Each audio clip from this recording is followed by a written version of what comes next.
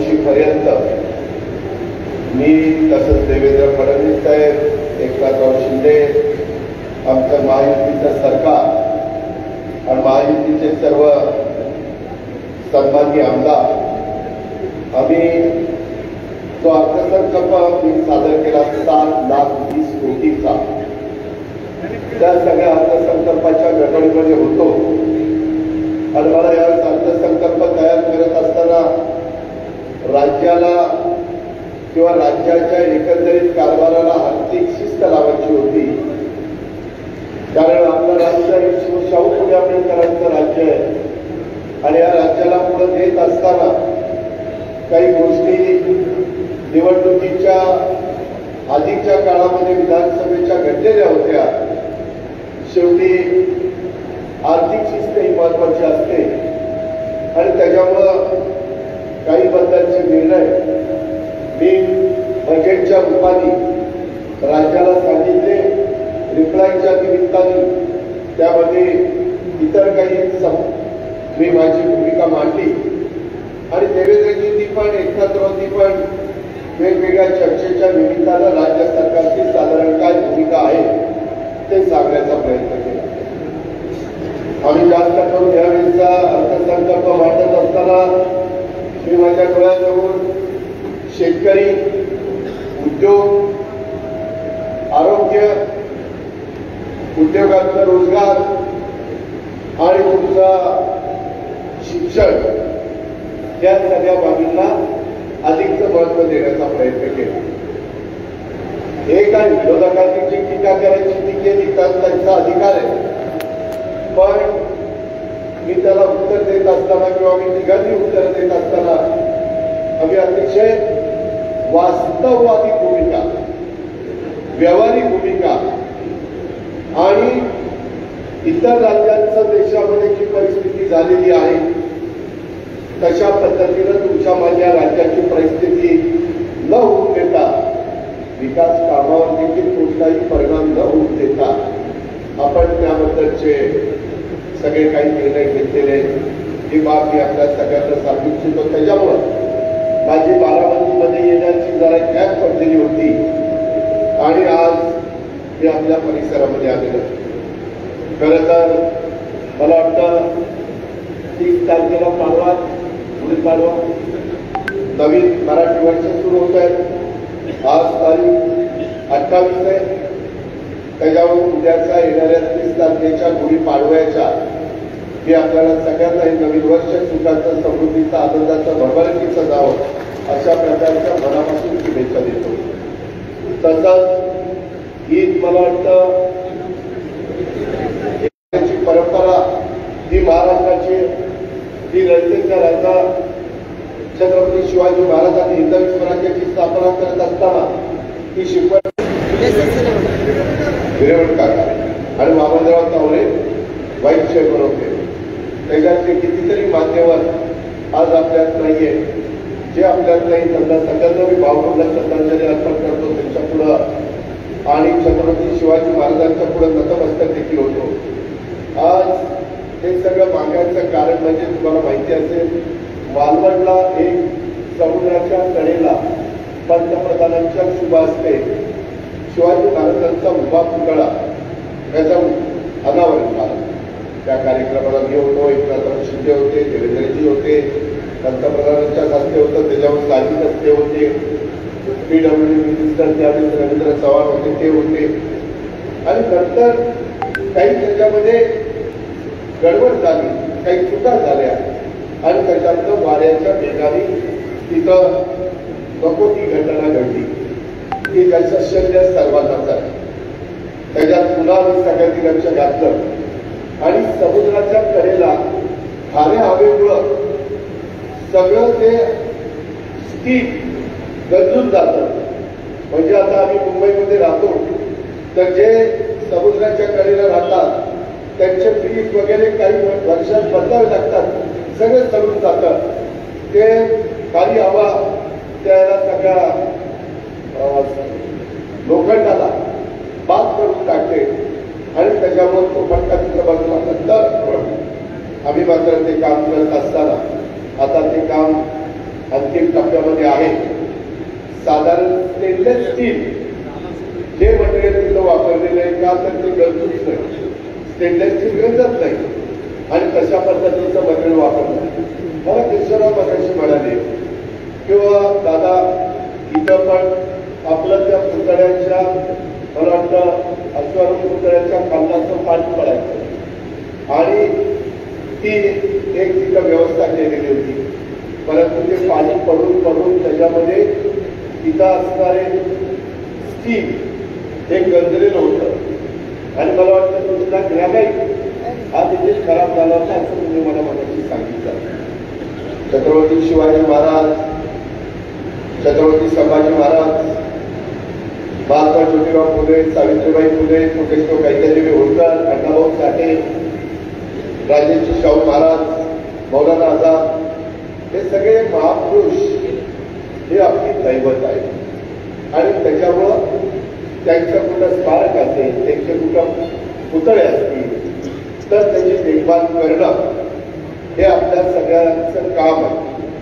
आणि ते वेळीच ओळखून माळेगाव सहकारी साखर कारखान्याच्या संचालक बोर्डाने त्याच्यामध्ये काही जे खबरदारी घ्यायला पाहिजे होती ती खबरदारी घेतली आणि त्याचं 40-47 वर्षांनी पुन्हा आपल्याला अनावरण त्या ठिकाणी करावं लागलं तेव्हा ते सगळं व्यवस्थित केलेलं काम त्याचं आपल्याला अनावरण आपण केलेलं आहे ते आज आपल्या सर्वांच्या साक्षीनं झालं हे देखील मी या निमित्तानं जाहीर करतो.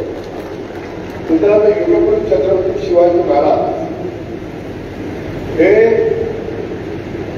तुम्ही जर पाहिलं तर मी अनेकदा इतिहासाची पुस्तकं वाचत असतो, माहिती घेत असतो, वेगवेगळ्या लोकांची चर्चा विनिमय करण्याची संधी बारामतीकरांच्यामुळे माझ्यासारख्या कार्यकर्त्याला गेल्या 35 वर्ष मिळालेली आहे आणि त्याच्यातून आम्ही जेव्हा चर्चा करत असतो त्यावेळेस त्यांनी सांगितलं की दादा यामध्ये बाकीचे लोक तुम्ही पहा की आदिलशहाचं राज्य होतं, निजामशहाचं राज्य होतं, वेगवेगळ्या अनेकांची नावं घेऊन त्यांचं स्वतःचं राज्य होतं असं बोललं जातं.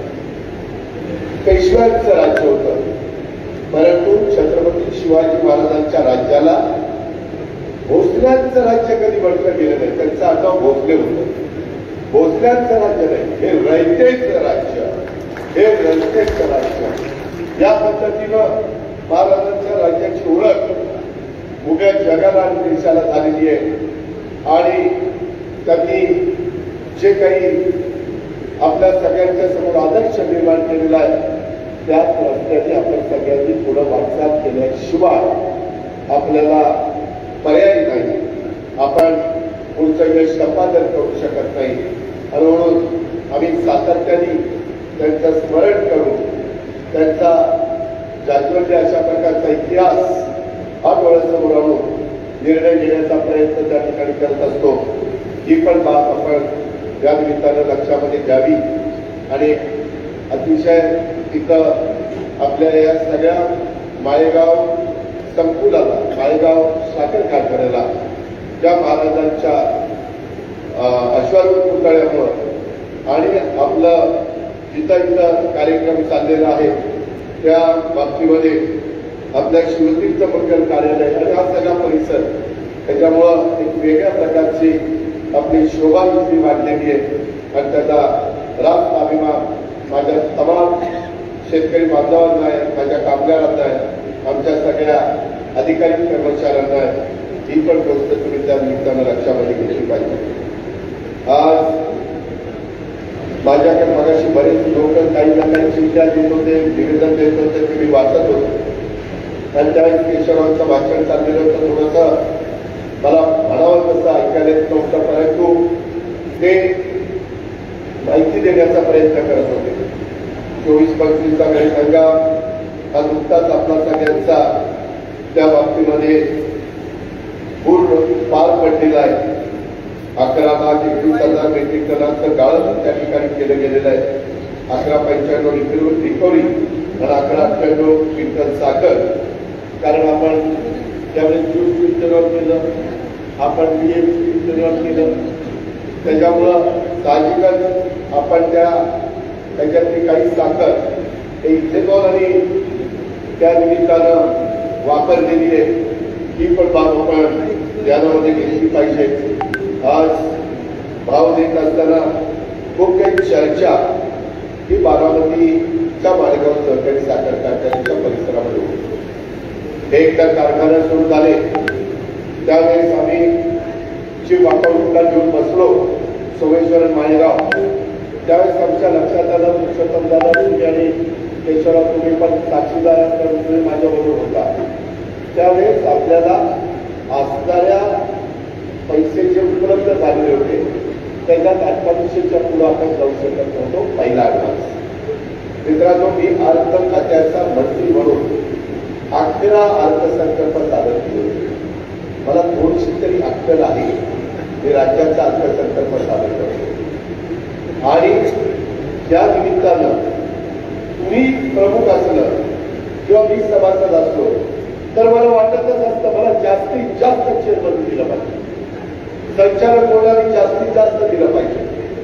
मी सभागृहात रिप्लाय देताना पण सांगितलं सगळी सोंग करता येतात, पैशाचा सोंग नाही करता येत. इथं बसल्यानंतर किती लोकांना वाटत नाही की माझं आता आहे त्याच्यापेक्षा माझं जास्त असावं, पण का नाही तर आपली आर्थिक परिस्थिती नाही म्हणून. त्याच्यामुळे आहे त्याच्यात आपण आपला संसार कसा चालवता, आपला प्रपंच कसा चालवता, आपल्या मुलाबाळांना कसं दर्जेदार शिक्षण देता, त्यांची लग्न कार्य करता, ते साधारण आपला एकंदरीत असणाऱ्या उत्पन्नाचा विचार करून करता.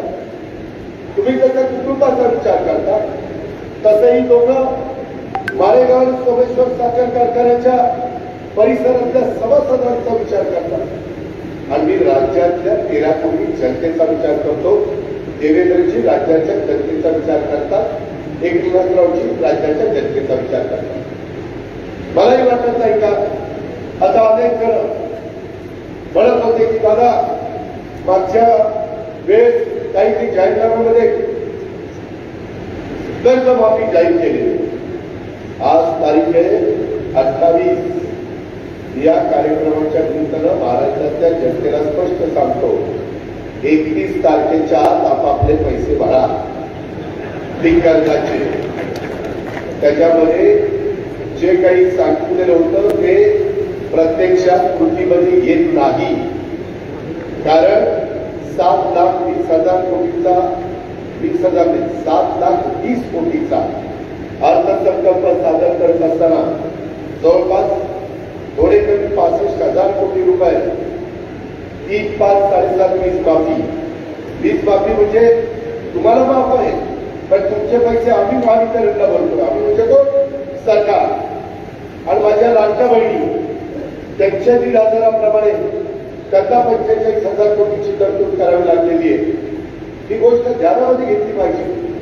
आणि बाकीचे पण कामं 3.5 लाख कोटी रुपये मला राज्याचे पगार अधिकाऱ्यांचे कर्मचाऱ्यांचे सगळ्या स्टाफचे आणि त्याच्यामध्ये पेन्शन जे रिटायर झाले त्यांचं आणि घेतलेल्या कर्जाचं व्याज त्याला लागतात 3.5 लाख कोटी आणि हे 65,000 म्हणजे 4.25 थोडे कमी 4,15,000 कोटी तर ह्याच्यातच गेले.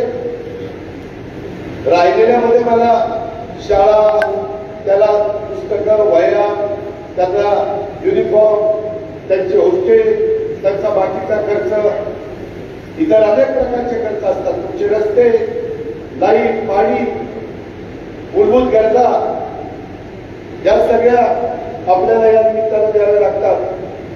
ही पण बाब आपण सगळ्यांनी लक्षामध्ये घ्या. मला काल मी कोल्हापूरला होतो, तिथेही मला मुस्लिम समाज नव्हतं सांगा लोक पैसे भरायला वाट बघत बसले आणि त्याच्यामुळं परिस्थितीनुरूप आम्ही पुढचे त्या ठिकाणी निर्णय घेऊ. आता तशा प्रकारची परिस्थिती नाही. त्याच्यामुळे या वर्षी पण पुढच्या वर्षी पण घेतलेल्या पीक कर्जाचे पैसे भरा. मी मात्र हे केलं, जे पीक कर्जाच्या करता 0% व्याज करता तुम्हाला जी मदत व्हायला पाहिजे आणि बँकेला त्यांचे जे काही टक्के भरावे लागतात, ही सगळी रक्कम जवळपास 1000 ते 1200 कोटी रुपये आहे, ही मी बँकांना पास आउट केलेली आहे. मी म्हणजे मी एकटा माझ्यावर नाही, मी देवेंद्रजींनी एकटाच राहून, नाहीतर तुम्हाला वाटायचं हे काय मी करत चाललेलं आहे. आम्ही तिघांनी मिळून ते केलेलं आहे. आता हे सगळं करत असताना ज्यांचं दूध जात आहे त्या दुधाचे पण पैसे परवा आम्ही क्लिअर केलेले आहेत.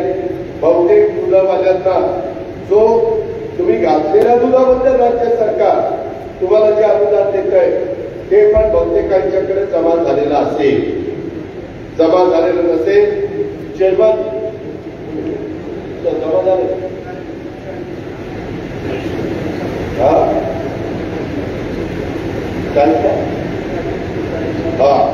40 दिवसातच 7 रुपयाचे पैसे जमा केलेले आहेत. अजून काही जाहीर केलेलं राहिलं असेल तर ते पण त्या ठिकाणी करून देईल. मी त्याचा हिशोब दुग्ध विकास खात्याला मागितलेला आहे आणि त्या पद्धतीनं तेही आम्ही करू. त्याच्याही बद्दल किंवा शंका मनामध्ये माझ्या शेतकरी बांधवांनी, दूध उत्पादक शेतकऱ्यांनी, माझ्या मायबाऊंनी करू नये अशा प्रकारची विनंती मी या निमित्तानं त्यांना त्या ठिकाणी करू इच्छितो. मित्रांनो, एकंदरीतच आपण जे काही भाव दिला 23-24 मध्ये 3411 दिला, 24-25 मध्ये 3636 दिला. त्याच्यामध्ये वेगवेगळ्या व्हरायटीला देखील आपण अनुदान दिलं. काल मी बऱ्याच दिवसांनी आंबोलीला गेलो होतो. मला माहित नाही पण टीव्हीला दाखवलं असं मला काही लोकांनी सांगितलं. मी का गेलो, आपल्याकडं पाडेगावला, आंबोलीला आणि कोईमतूरला ऊसाच्या व्हरायटी त्या तिथं नवीन बनवल्या जातात. मी काल बघितलं बारामतीकरांनो, तिथं जवळपास काही शेकड्यामध्ये व्हरायटी होत्या आणि त्याच्यावर संशोधन रिसर्च केला जातो. सायंटिस्ट तिथं आहे. तिथलं वातावरण कोईमतूरच्या धर्तीवर आहे म्हणून तिथं आपण त्या आंबोलीच्या तिथं जागा घेतलेली आहे. आपल्या वसंतदादा शुक्र इन्स्टिट्यूटची एका ठिकाणी 27 आहे, एका ठिकाणी 7.5 एकर आहे. तिथले काही प्रश्न होते, तिथं जे काही काम चाललेलं आहे त्यांना काही अडचणी आहेत का ह्या समजून घेणं माझं कर्तव्य होतं आणि त्या हा मार्ग कशा पद्धतीनं काढून त्याचा उल्लेख मला वाटतं केशवरावजी आपल्या भाषणामध्ये केला. तुम्ही कृषी 2025 बघितलंय.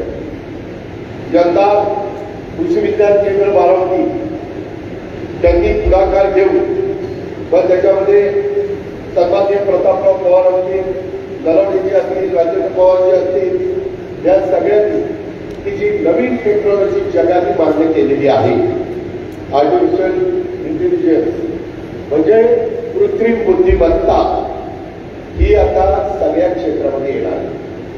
त्याशिवाय जगाला पर्याय नाही. त्यांच्या पत्रकारितेमध्ये पण येणार. असा कुठलाच घटक राहणार नाही की जिथं एआयचा वापर केला जात नाही, असं माझं मत आहे. मी अनेकांशी बोललेलो. त्या गोष्टीचा विचारपूर्वक आम्ही बसून निर्णय घेतला आणि यंदा मी अर्थसंकल्पात एआय करता 500 कोटी रुपयाची तरतूद केली. त्यामध्ये कमी पडले तर 3 जूनला पुढचं पुरवणी मागणी आहे. 3 जून, त्याच्यानंतर डिसेंबर आणि त्याच्यानंतर शेवटचा पुढा असतं.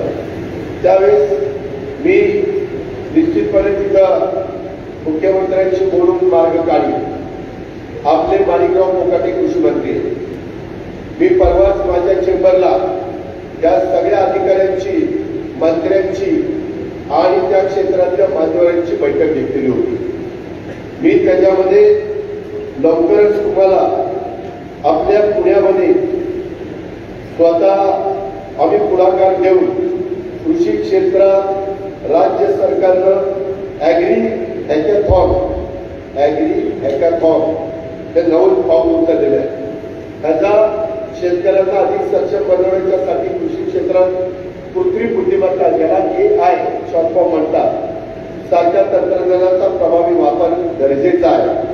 कृषी हॅकाथॉनच्या माध्यमातून राज्यातलं युवा संशोधक, स्टार्टअप्स, कृषी तज्ञ, शेतकरी बांधव एकत्र आणून आधुनिक तंत्रज्ञानाच्या मदतीनं शेती संबंधी समस्या सोडवण्याचा प्रयत्न आपण खासगी क्षेत्रातील तज्ञांच्या संस्थांच्या मदतीनं राज्य शासन स्तरावर करण्यात येणार आहे आणि या माध्यमातून आधुनिक तंत्रज्ञानाद्वारे शेतकऱ्यांचं उत्पादन कसं वाढेल, त्यांचा खतावरचा खर्च, पाण्यावरचा खर्च कसा कमी होईल, त्यासाठी कृषी हॅकाथॉन स्पर्धेचं आयोजन केलेलं आहे. त्यामुळे नवकल्पक संशोधकांना संधी मिळणार आहे आणि साधारण या सगळ्या गोष्टी उद्याच्या जूनच्या पहिल्या आठवड्यापर्यंत संपवण्याचा माझा आणि माझ्या सगळ्या अधिकारी आणि माझ्या टीमचा प्रयत्न आहे. मी 2 दिवसापूर्वीच विधिमंडळाच्या कार्यालयामध्ये या संदर्भामध्ये कृषी आयुक्त, कृषी सचिव, त्याच्या संदर्भामध्ये पोखराचे अधिकारी, कृषी मंत्री, कृषी राज्यमंत्री, माजी कृषी सचिव गवळेंना पण बोललेलं होतं, विद्यापीठाचे काही लोक बोललेले होते. या प्रकारे आपण काम करतो. तुम्ही 5 वर्षाच्या करता आमच्यावर जबाबदारी टाकलेली आहे. त्या जबाबदारीचं भान घेऊन आम्ही महायुतीच्या सरकारमध्ये काम करतो. वेळ पडली तर मी शिवराजसिंह चव्हाण केंद्रीय कृषी मंत्र्यांची पण आम्ही देवेंद्रजी एकनाथराव मदत घेऊ. तिथं अजून केंद्रात कुठल्या वरिष्ठांशी बोलायचं असेल तरी आम्ही बोलू, कारण केंद्राची पण तीच लाईन आहे आणि आपल्या शेतकऱ्यांना AI म्हणजे कृत्रिम बुद्धिमत्तेच्या मार्फत स्मार्ट शेती, हवामान अंदाज, स्वयंचलित सिंचन तंत्रज्ञान यासारख्या नवनवीन तंत्रज्ञानाचे उपयोग करून अधिक उत्पन्न मिळवता येणार आहे. ऊस लागवडीसाठी पाण्याचं व्यवस्थापन, सेंद्रिय खताचा योग्य वापर, कीड नियंत्रणासाठी तंत्रज्ञानाचा वापर यावर संशोधन करून ऊस उत्पादक शेतकऱ्यांना अधिक उत्पादन क्षमता देण्याचा आमचा मानस आहे. हे आपल्याला स्पष्ट सांगतो. या उपक्रमाचा फायदा माळेगावनी, सोमेश्वरनी सगळ्या कारखान्यांनी घेतला पाहिजे. त्यामध्ये फक्त ऊस नाही, हे आम्ही सोयाबीन करता, कापसा करता, केळी करता, फळबागांच्या करता जी काही पिकं आपण शेतकरी घेतो त्या अनेक पिकांच्या करता हे तंत्रज्ञान आपण वापरण्याचं ठरवलेलं आहे. त्याच्यामुळं इथं मोठ्या प्रमाणात माझा ऊस उत्पादक शेतकरी जमलेला आहे आणि त्याच्यावर त्यांचा प्रपंच आणि सगळे संसार अवलंबून असतात. म्हणून मी थोडंसं ऊसाच्या बद्दलचं त्या गोष्टी मी सांगतो. आम्ही एवढ्यावर थांबलो नाही. मध्ये मोलॅसेसवरचा GST हा पण GST काउन्सिलचा मी मेंबर आहे. प्रत्येक राज्याचा अर्थमंत्री तो तिथला मेंबर असतो. देशाच्या अर्थमंत्री निर्मला सीतारामन त्याच्या प्रमुख असतात आणि त्याच्यात मागं मोलॅसेसवर 28% जो कर होता तो आता 5% कमी करण्याचा निर्णय हा केंद्र सरकारने आम्ही सगळ्यांनी आग्रह केल्यामुळं त्यांनी तो मान्य केलेला आहे. या निर्णयाचा फायदा अप्रत्यक्षरित्या ऊस उत्पादक शेतकऱ्यांना होणार आहे.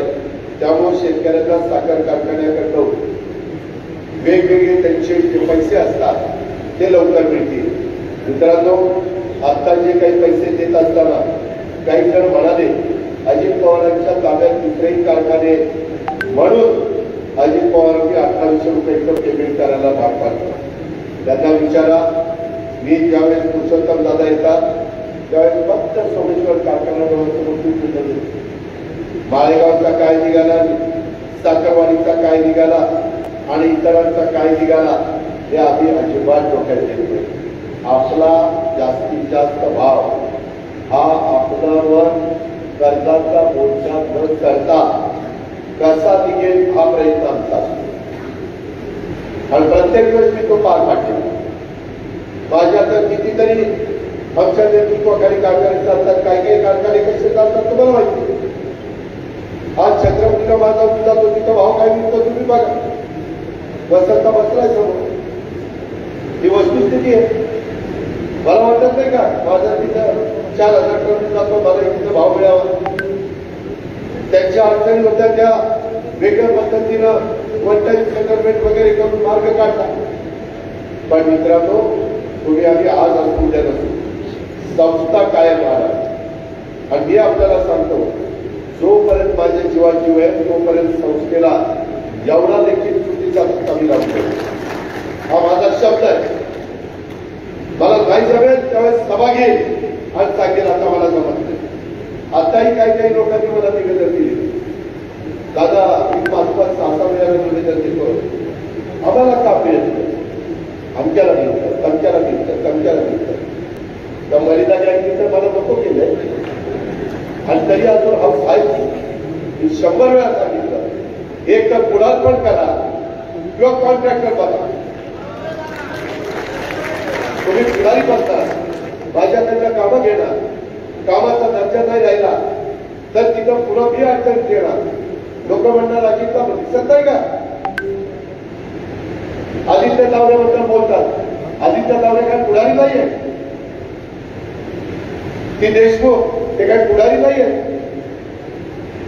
तो खत्री तो काय पुढारी आहे, तो बळेला आपला कॉलेज बांधलं किंवा आयुर्वेदिक कॉलेज बांधलं, जाऊन बघा काम कसं केलं. मी 2500-1500 करोड रुपये दिलेलो, अजूनही काम नाही. मी गजानन पाटलांना सांगितलंय आणि आता आम्ही निर्णय घेतो 10 लाखाचं काम तर काढणारच नाही. 10 लाखाचं काम काढलं की त्याला टेंडर नसतं, काही नसतं, कुठं पाट्या टाकतात, टाकल्याचं टाकलं, नाही नाही लावला तिथं. ही पद्धत. आणि पुन्हा लोक दादाला दिसत नाही काय, काय दादाला पाठीमागून येते. माझी एवढी स्पष्ट मत आहे. आणि त्याच्यामुळे आता पुढारी पण बसले तर तुम्ही पण आहे. ज्याला त्या ठिकाणी आपला मला वाटतं अनिलच्या मुलाचा सत्कार केला, तो इंजिनियर झाला. अनिल मला वाटतं क्रीडा खात्यामध्ये नोकरी करतो आणि त्याचा मुलगा पुढार पण नाही करत, तो कॉन्ट्रॅक्ट करत. या पद्धतीनं मी एकेकाला सगळं वाचूनच दाखवलं असतं. मी तुमची विकासाची कामं करण्याच्या करता निघून गेले. तुमच्या विकासामध्ये मी कुठं कमी पडलो जा विचारा. 100 दिवस झाले राज्यात असा कुठला तालुका आहे 100 दिवसाच्या 1000 कोटी रुपये बारामती करता म्हणून गेले. दगाई शिवसाहेबला बंद पाईपलाईन करता 450 कोटी रुपये, 460 कोटी रुपये.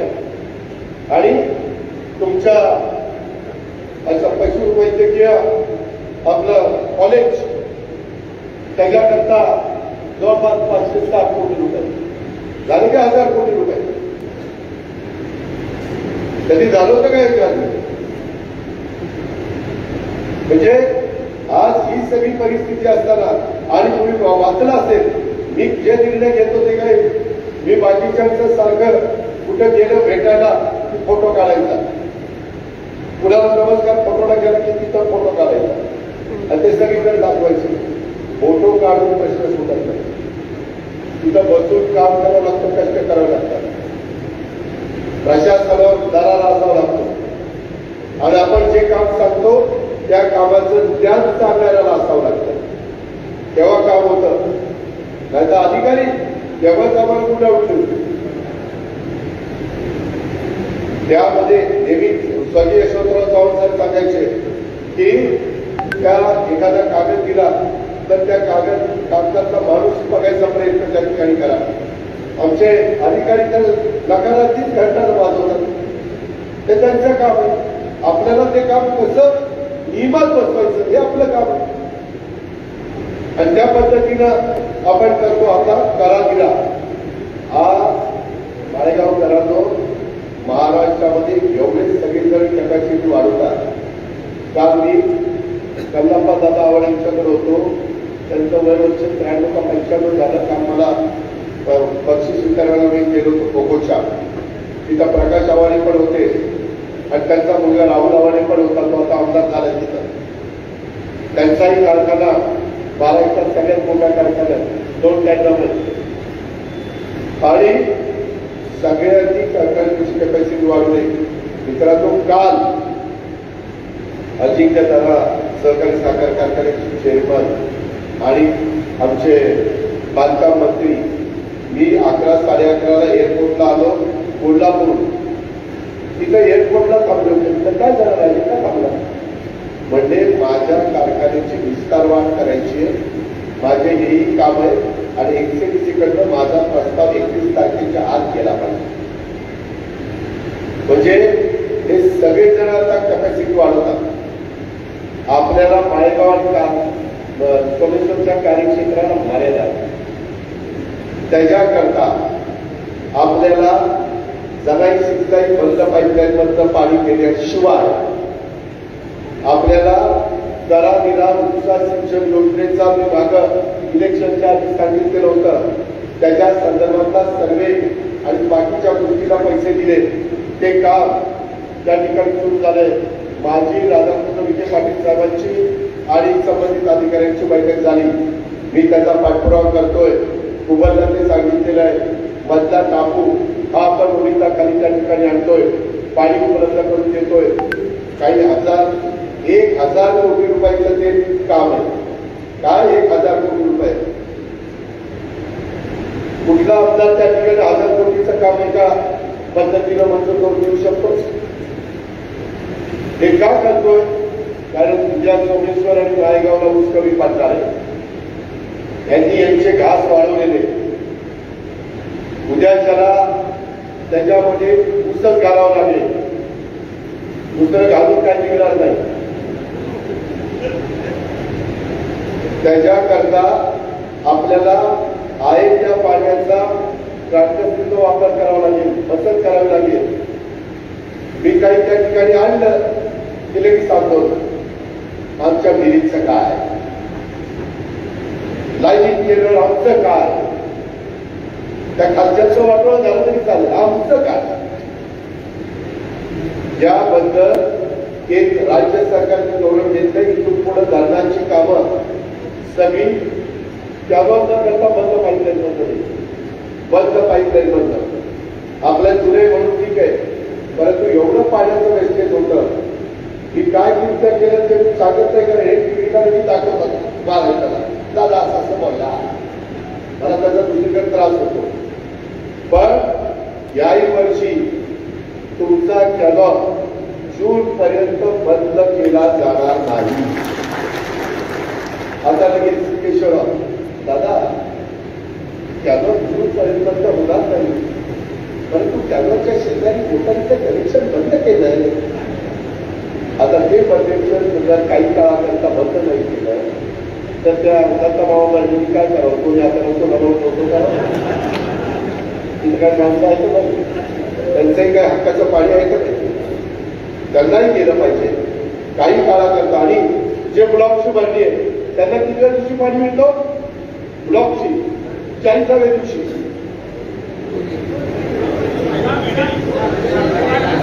इतर 50 साफ करायला लागेल. म्हणजे ही परिस्थिती आहे. त्याकरता AI, त्याकरता कृत्रिम बुद्धिमत्ता, त्याशिवाय आपल्या भागात तर कनेक्ट वाढणार नाही, पाण्याची बचत होणार नाही. त्याकरता नवीन टेक्नॉलॉजी ऑलरेडी आपल्याकडे आणलेली आहे, ती आपल्या परिसरामध्ये आहे. त्याचा फायदा आता उठवा. त्याकरता राज्य सरकारची जी काही मदत लागेल, कृषी विभागाची जी काही मदत लागेल, ती तुम्हाला करून देण्याची जबाबदारी आमची. त्याच्यात आम्ही कुठं तसं बरोबर कमी पडणार नाही. पण आपल्याला यंदाचा तर सीझन किती पहिले चालला बघा, नाहीतर आपले सीझन पर्यंत त्या ठिकाणी चालायचे. यंदा आता कुठं साखरेचे भाव 37-38 पर्यंत गेलेले, त्याचाही फायदा आपण त्या ठिकाणी करून घेतोय. आज आता त्यावेळेस आपल्याकडं जेवढे पैसे उपलब्ध होते म्हणून 2800 दिले. त्याच्यानंतर पैसे उपलब्ध झाल्यावर पुरुषोत्तम दादांनी 30 तारखेच्या 373 रुपये दिले, बरोबर? असे 3173 दिले.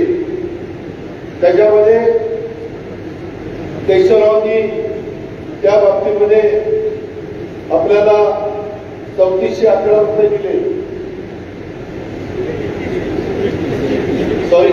23-24ला 3411 होता, 25-26ला 3611 होता. चुकून मी ते वाचलं, गैरसमज करून घेऊ नका. आता देत असताना तुम्हाला 3132 रुपये दिले. होडकी जून मध्ये होडकी 200 रुपये मिळेल माळेगाव कारखान्यात. आणि नंतर दिवाळीचं सगळा हिशोब करून जे काही जास्तीत जास्त देता येईल ते त्या ठिकाणी दिवाळीत दिलं जाईल. अशा पद्धतीनं तुम्हाला पण जेवढं काही जास्तीत जास्त देता येईल त्या पद्धतीचं आपलं नियोजन त्या बाबतीतलं आहे. त्याची नोंद माळेगाव सहकारी साखर कारखान्याच्या परिसरातल्या ऊस उत्पादक सभासदांनी घ्यावी. याच्यामध्ये काही जण बसून काही आता कुणी पण हे असं चाललंय, काही येतात संचालक बोर्डाला भेटायला, आम्हाला भेटायचं. कशाला भेटायचं? भाव जास्तीचा मिळाला पाहिजे. अरे भाव जास्तीचा मिळायला पैसे पाहिजेत ना, नुसतं भेटून होणार आहे का? काही गरज नाही, ओळख नाही. आपलं यायचं आणि दाखवायचं, बघा आपण जाऊन शेतकऱ्यांच्या करता काही करतोय. मित्रांनो, आम्ही ज्या ज्या बारकावे हे राज्यातले लक्षामध्ये घेऊन मार्ग काढण्याचा प्रयत्न करतोय. मी आता साखरवाडीच्या मालकाला फोन केला होता, दादासाहेब दरोडेच्या मुलाचं काहीतरी काम होतं, मला वाटतं आपल्याला लग्न केलं होतं. तर त्यांनी 2100 दिलं ना, 2100. ते म्हणजे दादा माझं पाहिजे, मी 2100च्या वर 1 रुपया देऊ शकत नाही. 2100च्या वर 1 रुपया देऊ शकत नाही. काल पण मी कोल्हापूर, त्याच्या आधी सातारा, वेगवेगळ्या भागामध्ये मी फिरत असतो. सगळ्यांची अवस्था तशी जिकिरीची. काही तिथे मला मुख्यमंत्र्यांना आणि एकनाथरावांना काय पत्र द्यावं, मी नावं घेत नाही त्यांची. आम्हाला सॉफ्ट लोन द्या. तसं माझं 2% राज्य सरकारने, 2% केंद्र सरकारने आणि 2% मला वाटतं लाभार्थीचा तुम्ही लोकांनी विचार केले होते एफआरपी देण्याकरता. तसे काही जर पैसे मागतात, त्यांना पैसे नाही एफआरपी द्यायला, पैसेच नाही. बँका म्हणतात साखरेचा जो चाललाय त्याच्या 85% रक्कम आम्ही तुम्हाला देऊ, त्याच्यात त्यांचं भागत नाही. बरं, कोटी वाहतूक वाढलेली, कामगारांचा त्या ठिकाणी दर 3 महिन्यांनी महागाई वाढतात आणि बाकीच्या गोष्टी वाढतात, त्या द्याव्याच लागतात. कारण कामगार पण आपला. आताही मी आल्यानंतर कामगारांनी एक निवेदन मला त्या ठिकाणी दिलेलंच आहे की दादा आमच्याकडे पण लक्ष द्या. शेवटी आपल्याला सभासदांचा, कामगारांचा, सगळ्यांचाच विचार करून निर्णय घ्यावा लागतो. ही बाब तुम्ही सगळ्यांनी लक्षामध्ये ठेवली पाहिजे. बघा, इथंच आहे त्रिपक्षीय समितीवर साखर कामगारांना पगारवाढ निर्णय बाबत. आता त्याच्यात मी प्रोसिडिंग बघितलं, त्या प्रोसिडिंग मध्ये 17 कारखान्यांनी त्याला प्रतिसादच दिला साखर संघाचा.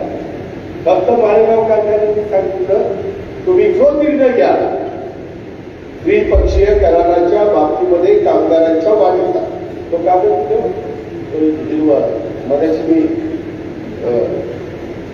कारखाने हे केलं होतं.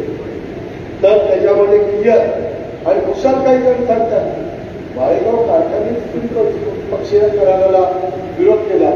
प्रोसिडिंग आहे का? केशवराव प्रोसिडिंग कुठेच आहे? अहो, मगाशी गाडी बघितलेलं प्रोसिडिंग काय मला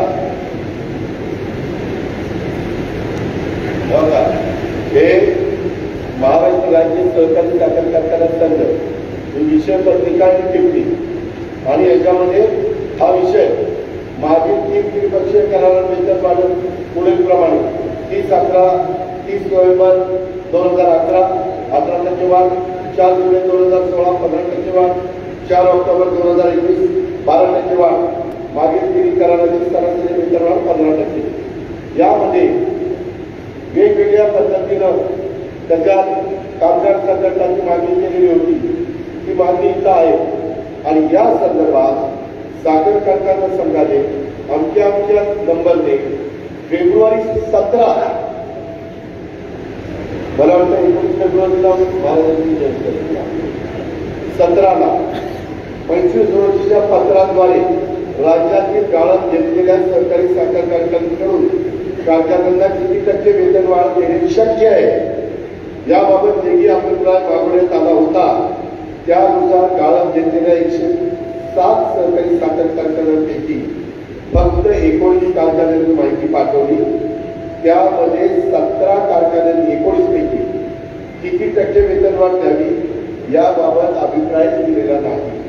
मात्र माळेगाव सहकारी साखर कारखाना लिमिटेड पुणे कारखान्याने त्रिपक्षीय समितीचा निर्णय मान्य असल्याचे कळवले व रेणा सहकारी साखर कारखाना दिलीपराव देशमुखांचा लातूरचा या कारखान्याने कारखान्यात येणाऱ्या आवश्यक परिस्थितीचा विचार करून वाढ करा. म्हणजे त्यांचं म्हणणं आमच्याकडे पाणी वगैरेचे दुर्भिक्ष आहे त्या सगळ्याचा नैसर्गिक संकटाचा विचार करून आमच्या वाढीचा विचार करा हे कळवलेलं. म्हणजे एकट्या माळेगावनी सांगितलेलं की त्रिपक्षीय करा, ज्या पद्धतीनं निर्णय म्हणजे घेतला जाईल तो देणं आम्ही तयार आहे. तरी माळेगावची पद्धत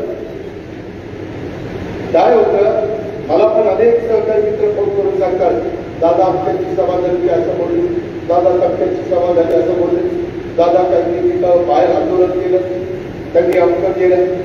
ठीक आहे ना, प्रत्येकाचा काळ असतो. माळेगाव सहकारी साखर कारखाना सुरुवातीच्या काळामध्ये त्याच्यामध्ये आदरणीय पवार साहेबांच्या नेतृत्वाखाली चालत होता. ही काळ्या जागेवरची पाणी वेगळी तुम्ही नाकारच असत. तेव्हा हिरेमठ काका असतील, चंद्रराव असतील, त्याच्यामध्ये जाधव असतील, त्याच्यामध्ये अनेक दिग्गज मान्यवर माधवराव पाटील तावरे असतील, अशा अनेकांनी वेगवेगळ्या काळामध्ये मला वाटतं मंगेशचे वडील पण 1 वर्ष केंद्रामध्ये होते. काही आजोबा सुगुरवी मंगेशचे वडील म्हणलं आजोबा या सगळे मान्यवर त्या ठिकाणी चेअरमन झाले आणि साहेबांच्या मार्गदर्शनाखाली ते काम करत होते. मित्रांनो, प्रत्येकाचा काळ असतो. आज आता मी राज्यामध्ये काम करतो. पूर्वी साहेब आणि बाकीचे सगळे बघत होते इतर माध्यम. आता आम्ही एकनाथराव देवेंद्रजी आम्ही बघतो. तसं कारखान्याच्या संदर्भामध्ये आम्हाला गेल्या अनेक वर्षाचा अनुभव आहे. आम्ही पण फार बारकाईने विचारपूर्वक त्या सगळ्या गोष्टी करतो. एकदा असं सोमेश्वर कारखाना अडचणीत आला असताना आम्ही आमचं सर्वस्व तिथं पाण्याला लावलं आणि पूर्व खेडी तिथं ते पुन्हा बसवली. तिथं कुठली अडचण ही येऊन गेलेली नाहीये. आज मी तुम्हाला यादी जर वाचली तर ते कारखाने आणि तिथले सभासदांना वाईट वाटेल. अहो, इतक्या कारखान्याची यादी माझ्याकडे ECDC मधला पैसे द्या, आमचे प्रस्ताव अमित शहा साहेबांच्याकडे पाठवा, त्याशिवाय आम्ही टिकाऊ धरू शकत नाही, आम्ही कारखाना चालू शकत नाही. ही गोष्ट आपल्या सोमेश्वर माळेगावच्या बाबतीमध्ये नाही. हे आपले 2 साखर कारखाने आपल्या बारामती तालुक्यातले, त्या संदर्भामध्ये काही संचालक बोर्डाला तुम्ही निवडून देत असताना काही संचालकांनी काही किरकोळ गोष्टीमध्ये भरती किंवा आणखी काही गोष्टी चुका केल्या असतील नसतील, मी त्याचं समर्थन करत नाही. ते मला मान्यही नाही. मी PDCC बँकेत पण अलीकडे राजीनामा दिला कारण मला तिथं वेळ देता येत नाही. आणि त्याच्यामध्ये आता दत्तोबा संभाजी आणि रणजित तिघं जनतेचं प्रतिनिधित्व आपलं करतात. पण मी देसाईला वरच्यावर विचारत असतो, CEO चीफ एक्झिक्युटिव्ह ऑफिसर कसं चाललंय, कोण नीट काम करताय का, कोण खास काम मागताय का, त्याचे काही आन्सर आहे का. कारण की आपल्या 13 तालुक्या आणि थोडी शहराची वैभव आहे. तुम्ही जिल्हा मध्यवर्ती सरकारी काय त्याला कुठलाही धक्का लागता कामा नये. आणि हे असताना त्याच पद्धतीनं माळेगाव आणि सोमेश्वरचं आपल्या इथं आता वेगवेगळे प्रोजेक्टच्या बद्दलच्या काही गोष्टी आहेत. आपल्या इथं एकंदरीत नदीच्या खराब पाण्याचा प्रश्न आहे. नदीच्या खराब पाण्याला काही एकटा जबाबदार आहे. अनेकांनी इथलं नेतृत्व केलेलं आहे. त्यामध्ये मी तर सतत सांगतो, विचार आहे लोकांना की 10-15 रुपये 20 रुपये भाव कमी दिला तरी चालेल, एसटीपी बसला सांगतो की नाही. जेवढं तुमचं पाणी कारखान्यात निघतंय ते सिवेज ट्रीटमेंट प्लांट बसून ते योग्यतेचं म्हणजे पिकाच्या योग्यतेचं करून सोडा. त्याच्या संदर्भामध्ये मागं मी सांगितलं, तुम्ही म्हणाल की तू सांगितलं होतं ना नीट करून. नीट करायला वेळ लागणार नाही, पण नीट केल्यानंतर एवढे कारखाने बंद पडतील.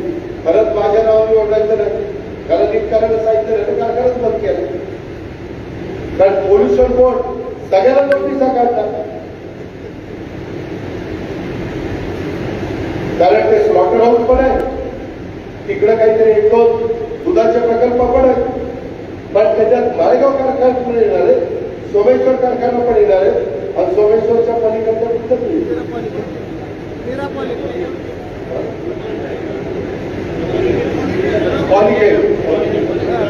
पॉलिकेल ते पण आहे. ते डॉक्टर हाऊस मध्येच करतात. दादाजीराव कत्तल खाना त्याचा पण येणार आहे. ही वस्तुस्थिती आहे. आणि त्याच्यात एकदा टीम आली ना, टीमला काय आता भाषण झालं की फोन करून ती बोलली, पण हे सगळं डिस्टरी पण बंद पडेल. 200 रुपये भाव कसा घेणार आहे कोळशीचा? हे आता एकदा विचारलं कुठे काय सांगितलं तुम्ही की ज्यावेळेस डिस्टरीचे पैसे येतील इथे लॉन्चचे त्यावेळेस भाव बदला आपला दूधचा. तुम्ही नीट लक्षात घ्या ना, दुरुस्त झालं पाहिजे याच्याबद्दल तुम्हाला. आंदोलन करायला काय नाही, कुठेही जर आंदोलन करता येतात, परंतु त्याच्या पाठीमागची पार्श्वभूमी या आंदोलनाच्या संदर्भामध्ये आपण टोकाची भूमिका घेतली तर कुठल्या कुठल्या गोष्टीवर परिणाम होणार आहे याचंही भाग आपण ठेवलं पाहिजे. पुन्हा तुम्ही मला बोलत्या त्याला अक्कल नव्हती का? आणि त्या बाबतीमध्ये तुम्ही पुन्हा मला वाटतं ठाकरे कोणतं बोला ठाकरे ठाकरेचं नाव का? अविनाश ठाकरे. अविनाश ठाकरे पूर्वी प्रवीण तराणे होते, त्यांना सहकारला आले. दुसरी गोष्ट, माळेगावकरांनो सहकार खातं राष्ट्रवादी काँग्रेस पक्षाचं, त्याच्यावर ज्या काही परवानग्या असतील, ज्या अडचणी असतील त्या मी जेवढं झटपट सोडू शकतो तेवढं तुम्ही दुसरं सोडू शकत नाही. काय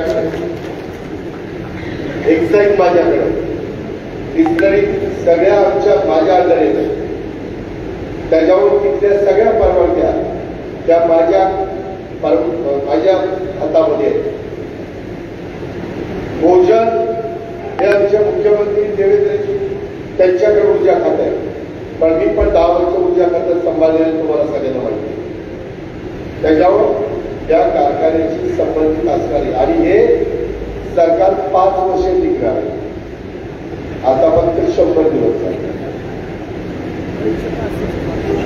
उद्या पीडीसीसी बँक असेल, राज्य सहकारी बँक असेल, या सगळ्या सहकार्याच्या अंडर येतात. आज आम्ही काही काही मदत करतो का करतो की त्याच्यातनं मार्ग काढता येतो. आणि त्यामुळं आता जरी कुणी काही त्यांच्या परीनं त्यांची भूमिका सांगण्याचा प्रयत्न करत असलं तरी देखील त्या संदर्भामध्ये तुम्ही शांत डोक्याने विचार करा. काही आमच्यातले संचालक कोण तसं वागतंय का नाही मला माहिती नाही, परंतु काही सभासद मला सांगतात, कार्यकर्ते सांगतात, राव दादा ही मी बोलतच नाही हो. काही डायरेक्टरांच्या बद्दल काय मी बोलायला झालं. आणि मी माझा 90चा स्वभाव किती बदलला. आता लोक सांगत लागले आता नका बघू नाही तर आधी काय सांगायचं.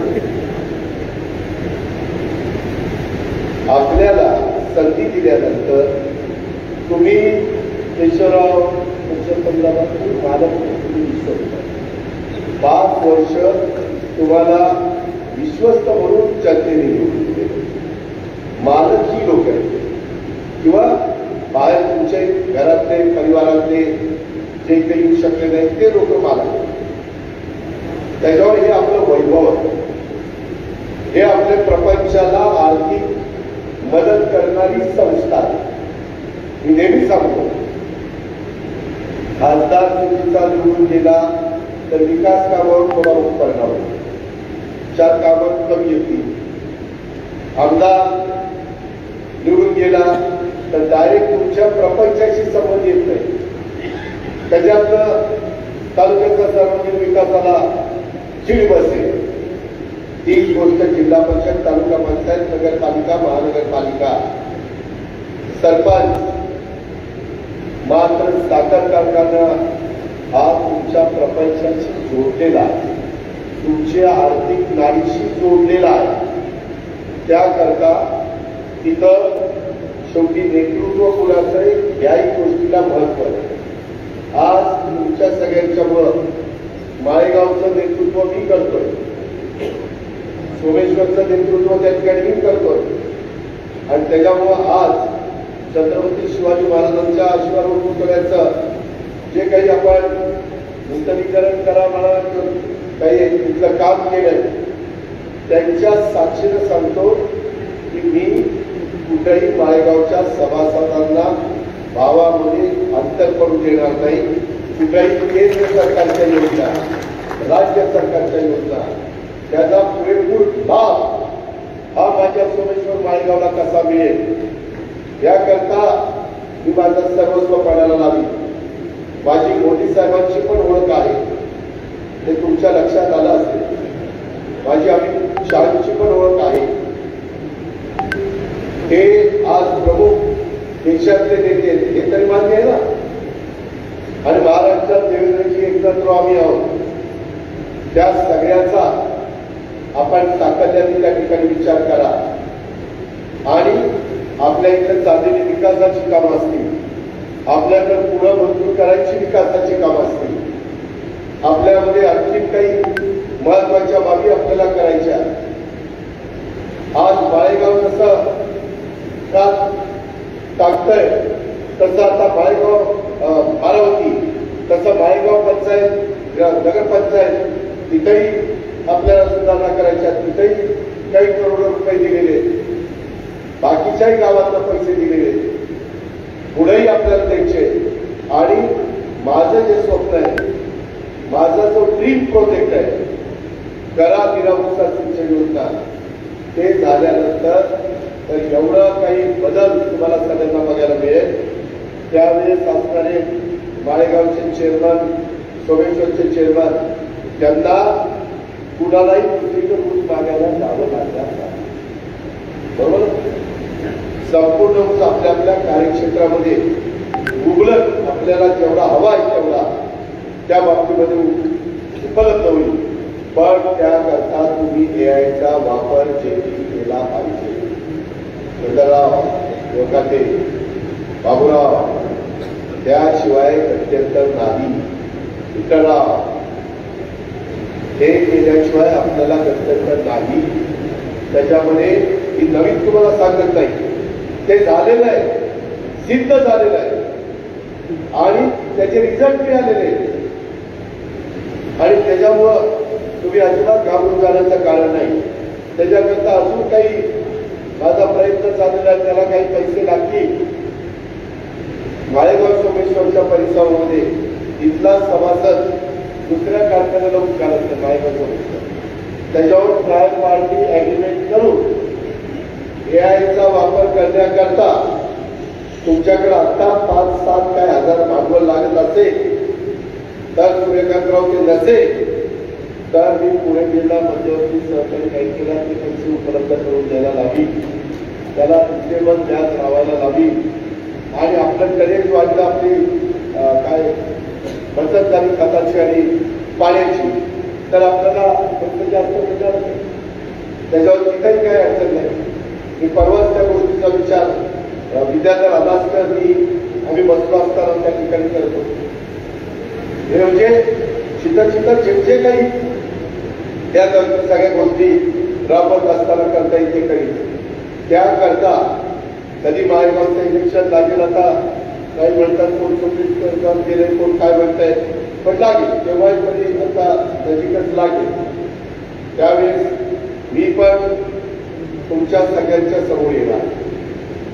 माझ्या तुम्हाला उपयोग असा होईल की कारखानाही तुमचा चांगला चालू लागेल, भावही चांगला त्या ठिकाणी, कुठं संचालक कोणाची लोक गडबड करत असतील, जसं परवा ते काहीतरी कोणाला ठराविक लोकांनाच वाढ दिली, ठराविक लोकांचेच पगारवाढ झाले, लगेच आमचे कामगार तिथे गेले, आता आम्ही उपोषण करणार, तो त्यांचा अधिकार आहे.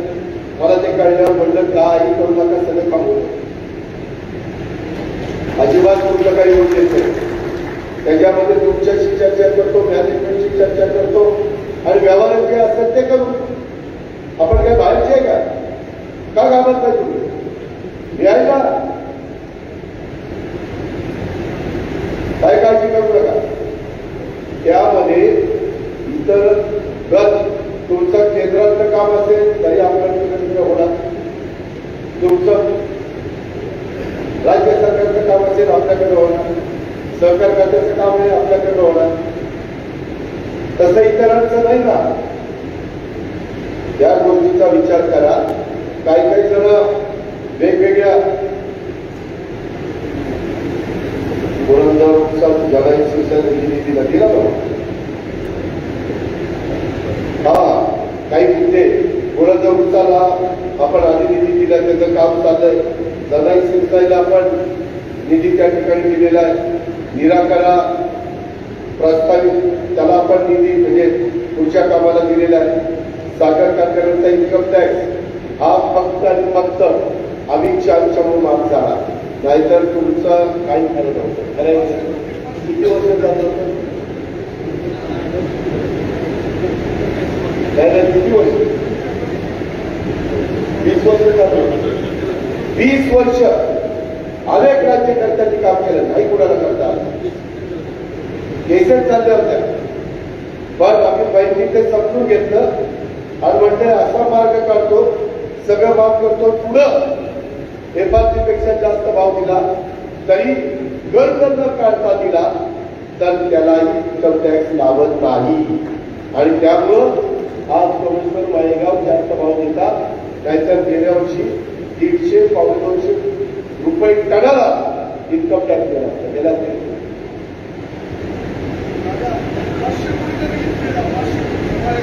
हे तुम्हाला लक्षात कसं येतं? भावनिक होऊ नका, हा भावनिकचा प्रश्न नाही. मी कोणावर टीका करत नाही, पण काहीच्या काळात नाही झालं आणि ज्या काळात झालं ते सगळं पूर्णपणे क्लिअर करून टाकलं. पुढची पण अडचण सोडून दिलेली आहे.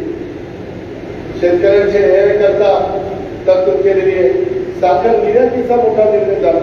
तुम्ही दोघांनी साखर निर्यात केली का? केली का नाही? ते करा, नाहीतर लवकरच साखरेचे भाव जास्त वाढले तर कदाचित पुढचं कॅन्सल करतील. पुन्हा असेल त्या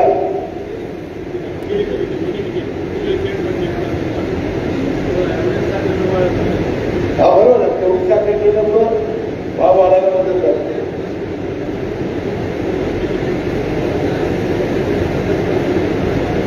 आणि त्याच्यामुळं तो साखरेचा भाव 3300 होता, तो एकदम 3800 ला पोहोचला. 500 रुपये पोत्याला वाढले. त्याचा परिणाम आपल्याला दिवाळीला दाखवला. म्हणजे आत्ताच्या जेवढं शक्य होतं तेवढं दाखवलं जातं, पण बापडा दिवाळीला पण दिवाळी आपण जोरात दाखवायची. आणि 200 रुपये कोटी मिळेल त्यावेळेस तुमच्या मशागती वगैरे सुरू झाला असतात ना पैसे, ते व्यवस्थितपणे झालं पाहिजे. या पद्धतीचं तत्वा नियोजन केले. ही गोष्ट तुम्ही सगळ्या सहकारी मित्रांनी या निमित्तानं यामध्ये घेतली पाहिजे. आणि माझ्या साखर कारखाना कामगार संघटनेला सांगतो की त्या द्विपक्षीय समितीच्या संदर्भातला आम्ही लवकरच बाकीचे जरा चालढकल करतात, परंतु पुन्हा मी त्यांना सांगतो आणि ते लवकर कसं होईल त्याबद्दलचा प्रयत्न हा निश्चितपणे करण्याचं काम हे आपल्याकडनं होईल, त्याबद्दलची ग्वाही मी आपल्या सगळ्यांना देतो. त्या 5 वर्षाच्या काळामध्ये आपण सुरुवातीला बाळासाहेब भाऊंना संधी दिली, त्याच्यानंतर बाळासाहेब भाऊ म्हणजे आता मला थोडंसं मोकळं करा, नंतर आपण केशवरावांना संधी दिली, अनेक मान्यवरांना आपण व्हाईस चेअरमन म्हणून त्या ठिकाणी संधी दिली. त्यांनी आपापल्या परीनं आपल्या साखर कारखान्याचा भाव चांगला देण्याचा प्रयत्न केला. आज आपल्यापेक्षा माझ्या माहितीप्रमाणे कोल्हापूरचे 1 ते 1.5% जास्त रिकव्हरी आहे. 1 ते 1.5%. त्यांचे भाव 1% 450 जास्त पाहिजे आणि 1% 300-350 रुपये जास्त पाहिजे. तेवढी रिकव्हरी असती तर आपला भाव 4,000 गेला. 4,000 टोटल आहे. ते मला काल पण म्हणतो कसा भाव देता, काय करता, म्हणजे तपासा, काही चुकीचं करत असेल तर दाखवा. जे नियमाने असेल तेच होणार ना. कर्ज काढून भाव एकदा देताच येणार नाही, कारण साखर आयुक्त एकदा चेक करतात. पेक्षा जास्त भाव माळेगाव किंवा सोमेश्वरच्या संचालक बोर्डाने केला तर सीएची मदत देतात, साखर आयुक्त त्यांची टीम लावतात, ते सगळे जमा खर्च पाहतात, साखरेचा स्टॉक किती आहे ते बघतात, इथेनॉलचा स्टॉक किती आहे ते बघतात, आरएसचा स्टॉक किती आहे ते बघतात आणि ते सगळं बघून तुमचा मोलॅसिसचा हेवी किंवा बीएबी त्याचा स्टॉक किती आहे त्या सगळ्याचं गणित लावून नंतर ते सही करतात. त्याच्यावर काही असं तसं निवडणूक आली म्हणून भाव काढला असं नाही. ही गोष्ट माझ्या माळेगाव सहकारी साखर कारखान्याच्या सुज्ञ सभासदांनी त्या निमित्तानं ध्यानामध्ये घेतली पाहिजे. अशा प्रकारची माझी तुम्हाला आग्रहाची नम्रतेची विनंती या निमित्तानं राहणार आहे. इतर बऱ्याच बाबी बोलण्यासारख्या, परंतु मलाही पुढं बरीच कामं आहे. काही निवेदन दिलेले जी निवेदनं खूप जणांना वाटतं की अजित पवार आता साध्याचा उपमुख्यमंत्री झाला, पोलीस खात्याची बदली झाली पाहिजे, आमच्याची बदली झाली पाहिजे. बाबांनो, बदल्याला मर्यादा, सगळ्यात बदल्या होणार नाही. कुणावर अन्याय झालेला असेल तो दूर करण्याच्या करता मी माझा सर्वस्व करायला लागलो. शक्य असेल तेवढं करीन. मी आताच तुम्हाला सांगतो, जीएसटीची बदली मी कुणाची करणार नाही. जीएसटी हे मला काही लाख कोटी रुपये टॅक्स देत. आता काही तर आखरीतच केलं, हुशार मला पत्र दिलं, मी सांगितलं की जीएसटीची बदली केली नाही, परंतु दुसऱ्याची केली, मी कुणाचीच करतो. मी एकनाथराव मुख्यमंत्री असताना, पृथ्वीराज बाबा मुख्यमंत्री असताना, आता देवेंद्रभाऊ फडणवीस मुख्यमंत्री असताना आम्ही जीएसटी कमिशनरला सांगतो. मी आता एक्साईज कमिशनरला पण सांगितलेलं आहे, मी तुमच्या बदल्यांमध्ये हस्तक्षेप करणार नाही. तुम्ही मेरिटची माणसं देवा, मात्र राज्य सरकारचं एक्साईजचं उत्पन्न आणि जीएसटीचं उत्पन्न वाढवलं. आज देशात सगळ्यात जास्त उत्पन्न जीएसटीचं आपल्या राज्यात. का तर तिथं मी उद्या कुणाच्या तरी साध्या मागण्यावरून वशिल्याने माणूस तिथं बसवला आणि तिथं काम कमी झालं आणि उत्पन्न कमी पडलं, त्याला जबाबदार माझ्यावर दिला. त्याच्यामध्ये जीएसटी मध्ये कुठल्याही तुमच्या नातेवाईकांनी काम केलं तर त्याला पगार तेवढाच काही अडचण नाहीये. त्याकरता आत्ताच सगळ्याला सांगतो, एक्साईज आणि जीएसटी, एक्साईजचे तुमचे काही इतर काम असतील, नावांबद्दल असेल किंवा आमचे काही वेगवेगळ्या प्रकारच्या तुम्हाला बिझनेसच्या गोष्टी असतात ते असेल, काही तक्रारी असतील, इव्हन अन्न नागरी पुरवठा ग्राहक संरक्षण पण माझ्याकडे आहे. स्वस्त धान्याच्या बद्दल कोण काही गडबड करत असेल, धान्य वेळेवर देत नसेल तर त्याही गोष्टी मला सांगा. जे माझ्याकडे डिपार्टमेंट आहे त्याच्यामध्ये योग्य निर्णय घेणं मी तसं बल पण लावणार वेळ. पण म्हणून आम्ही गेले, माझ्या वडिलांनी तुमचं काम केलं, मी तुमचं काम करतो, 2-2, 3-3 पिढ्या. अरे तुम्ही 2-2, 3-3 पिढ्या माझं काम केलं, पण मी पण बारामतीला भरभरून दिलेलं आहे. कुठलाही वारसा माणसाला आणि तालुक्यात फिरवा, कुठल्याही तालुक्यात लोक आली म्हणतात कारवाईचा बदल झाला आणि कुठलाही थांबलेलं नाही. आता जसं 1000 कोटी रुपये दिले 5 वर्षात 5000 कोटी नाही तुमच्याकरता मंजूर करून आले तर गावाचा विश्वास चालला. ते मी माझ्याकरता आणत नाही, माझ्या तालुक्याकरता आणतो, माझ्या जनतेच्या करता आणतो, माझ्या इथल्या सर्वसामान्य माणसाकरता आणतो. त्याचा डायरेक्ट इनडायरेक्ट फायदा बारामतीकरांना होतो. प्रत्येकाला मी काम केल्यावर फायदा होईल असं काही नाहीये. तुम्ही त्यावर आपल्या त्याच्या पाणी वाटप नाही, पाणी वापर संस्था आपली एकमेकी जाती कालवा सल्लागार समिती, कालवा सल्लागार समितीमध्ये विचारायचा कुठेही अडचण केली नाही. जे माझ्या हातात आहे ते तुम्ही आता पण मला सांगितलंय, जगायचं शिकायचं पाणीपुरवठा हे करा, त्या गोष्टी मी करणारच आहे. पण तुम्ही पण समजून घ्या ना, तिथं आता पण काहीतरी मी पेपरला वाचलं, सुप्रियानी डीपीला बंद केला आणि डीपीला बंद करायचं म्हणजे तिथं डेव्हलपमेंट किती आपण मंजूर केलं प्रस्तावित केला त्याच्याबद्दल आंदोलन काय चुकले ते मला दाखवा. चुकीचं असेल दुरुस्त करू. जर 4 पुढाऱ्यांच्याकडे जमिनी जास्त आहे आणि त्यांच्या जमिनीवर आरक्षण पडलं तर बाकीच्यांना वाईट वाटायचं काय कारण? मी काय हवेत भाजी मंडई करणार नाही, हवेत तिथं मार्केट कमिटी करणार नाही. अरे बारामतीकरांनो, तुम्हाला मी अधिकार वाटण्यास सांगेन, कधी असे पैसे मिळत नाही. बारामती दूध संघाला आता 15 कोटी 31 मार्च आतील आणि नवीन वर्षात 25 कोटी देणार आहे. 40 कोटीचा पशुखाद्य कारखाना आपण उभा करून देतो. 1 पैसा देखील दूध संघात आला काही पैसा कधी याच्या आधी झालं? 78 पासून दूध संघ कधी झालं? विश्वास मार्केट कमिटीला किती पैसे आले? 7 कोटी. कशाला म्हणतात 7 कोटी? कुठल्या मार्केट कमिटीला आले? अरे तुम्हाला खरंच माझ्यासारखा आमदार मिळूच शकत नाही. माझं काम बोलतं काम. 7 कोटीची आता तिथं मी इमारत करतो. आमचं झारगडवाडीला जनावरांचा बाजार हे आपण तिथं करतोय. सतत जरी मी इथं नसतो तरी यांना फोन असतात. मध्ये जरा चूक झाली माझ्या ऑफिसकडनं, राजेश देशमुखांना माझा सेक्रेटरी केला. जे विभागीय आयुक्त होते कोकणचे ते पाठपुरावा करतात विचारायचा सगळ्यांना आणि चुकून पशुखाद्य कारखान्याचे पैसे विश्वासकडे गेले. बरोबर ना? मी ताबडतोब थांबवले. माझ्या लक्षात आलं. मी ताबडतोब इकडे ट्रान्सफर केले.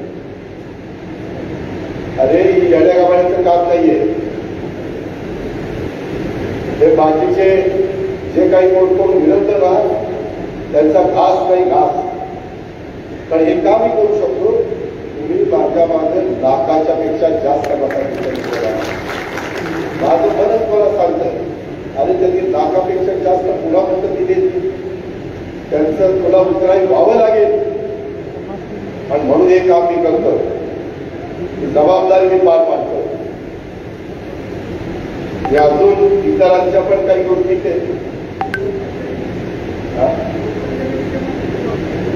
कोकण जमिनीच्या संदर्भामध्ये देखील आम्ही नवीन स्कीम त्या ठिकाणी आणलेली आहे. त्याच्याबद्दल विक्रमरावचं आता मला वाटतं राजेंद्र येळरावकरचा शिरोळ मतदारसंघात मागच्या वर्षीचे पैसे आम्ही दिले. काल मला सांगलीची पण लोक भेटली. काही त्या भागात पण जमिनी खूप खराब झालेल्या आहेत. त्याला वेगळ्या पद्धतीचे एक तंत्रज्ञान वापरून आपल्याला ते दुरुस्त करता येतं. परंतु मी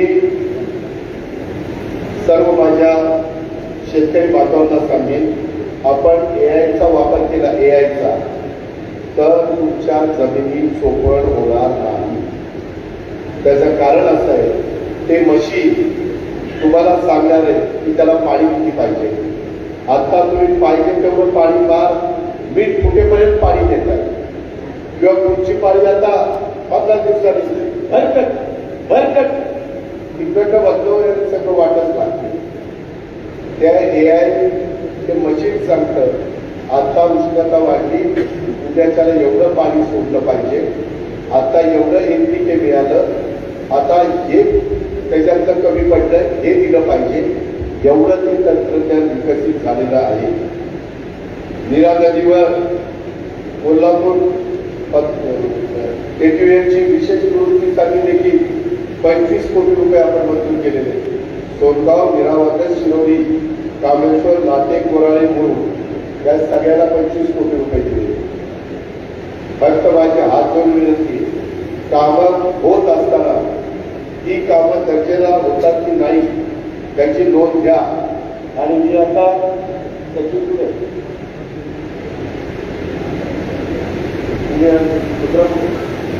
ही दोघं जरा मी बारामतीला निघली काम करण्याच्या. मेरे ख्याल में अमित शाह जी का पर्सनालिटी भी ऐसा है, थोड़ा कड़ा है, किसी को जरूरत पड़ेगा तो ठोक दे. तो वो बड़ा स्टिफ कानून एक निर्णय घेतला. आपण राज्य सरकारच्या सवलती देऊ, त्यांचा FSI वाढतो, TDR वाढतो, त्यांच्या इमारतीला अधिकचा FSI देतो. ते बिल परवा पास झालेलं आहे. त्याच्यामुळं महत्वाच्या मोठ्या हॉस्पिटलमध्ये काही टक्के जागा त्या राज्य सरकारच्या अखत्यारीमध्ये आली. फक्त ते गरिबाच्या करताय. नाहीतर जसा 1000 टन जातो दादा करा आमचं फुकट, तसं नाही. गरिबाकरता ज्याची परिस्थिती बिकट आहे त्यांच्याकरता हे योजना आहे. काय होतंय, एखाद्याने जरी चांगली परिस्थिती असणाऱ्यांनी त्या योजनेचा फायदा घेतला की लोक लगेच म्हणतात, अरे बापरे त्यांनाच मिळते आमचं काय. आता पण मी एका ठिकाणी गेलो होतो, आनंदराव कुंबळेंचं दुःखद निधन झालं. त्यांच्या घरातली दोन्ही मुलं BSc झाली, आज कामाला लागली. एक सून, ती देखील ग्रामसेवक आहे. त्यांची मुलगी, ती देखील एक जबाबदार तिथं कामाला लागलेली. मेरिटला महत्व, हे सगळे मेरिटवर लागलेले. मुलगी MSc होती, दोन्ही मुलं BSc आहेत, आणि इथं पण सुनेली पण काहीतरी कोर्स केले. आता जे काही आपण बारामतीमध्ये शिक्षणाचं विद्येचं माहेरघर पुणे, तसं तालुक्याचं विद्येचं माहेरघर तालुक्याच्या ठिकाण बारामती आहे. त्याच्या संदर्भामध्ये आता इथं पोपटराव गव्हाण पाटील बसले.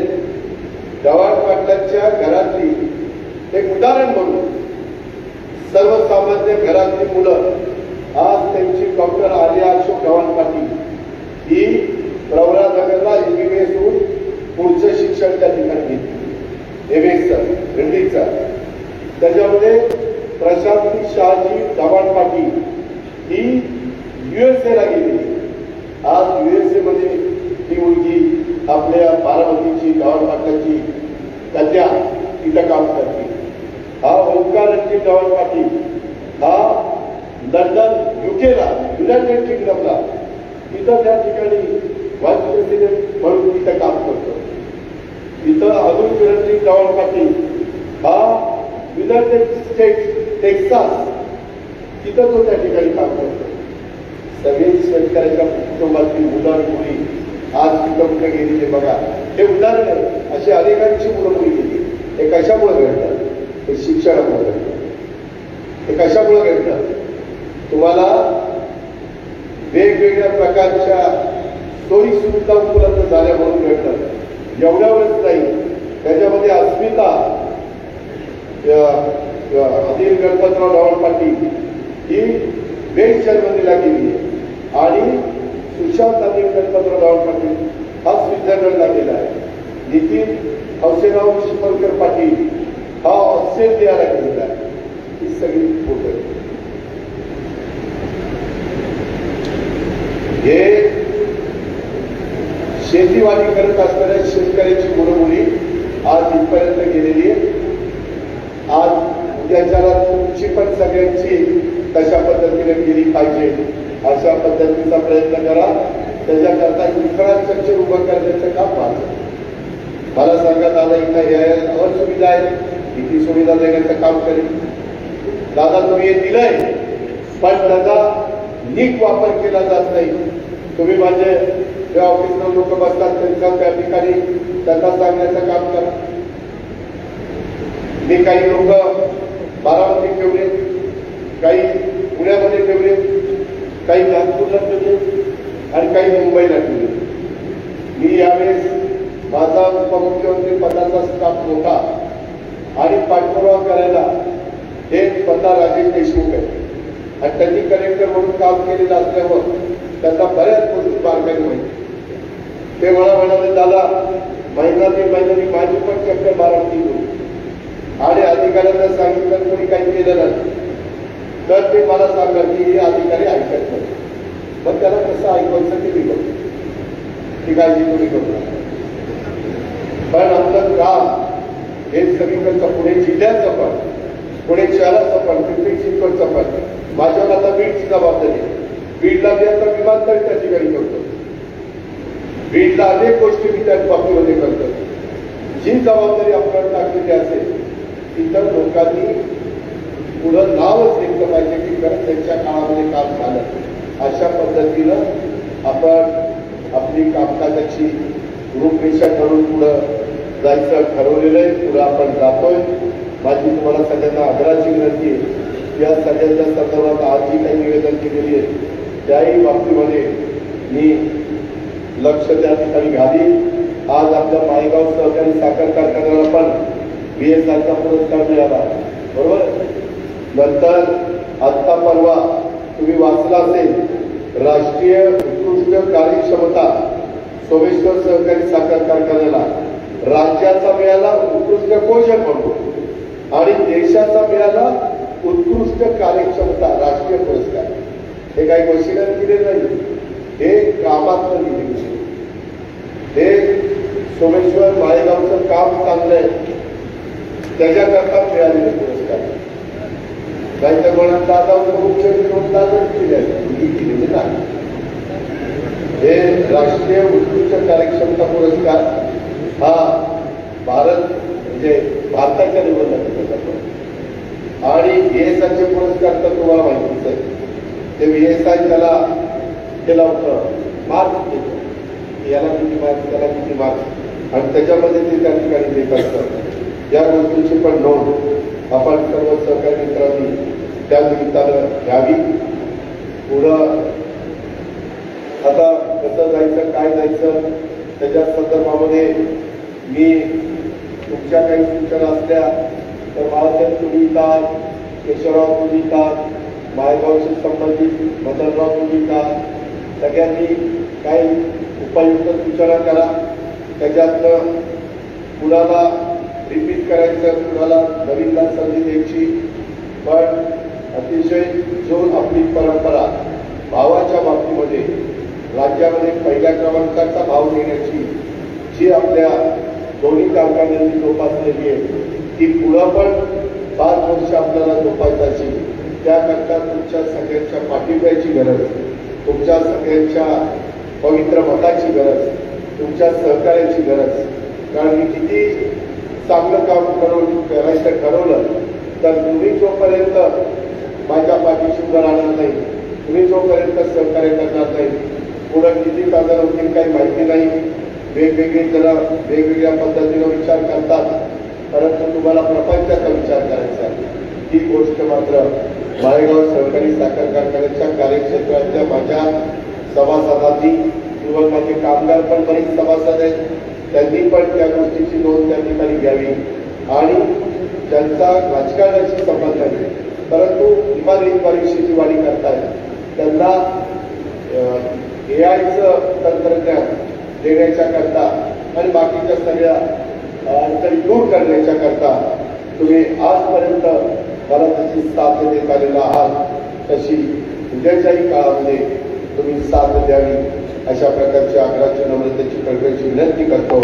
पुन्हा एकदा युगपुरुष छत्रपती शिवाजी महाराजांचा जे अश्वारूढ पुतळ्याचं काम झालं त्याबद्दल केशवराव त्यांचा संपूर्ण संचालक त्यांना धन्यवाद देतो आणि आपल्या सगळ्यांची रजा घेतो. जय हिंद. धन्यवाद.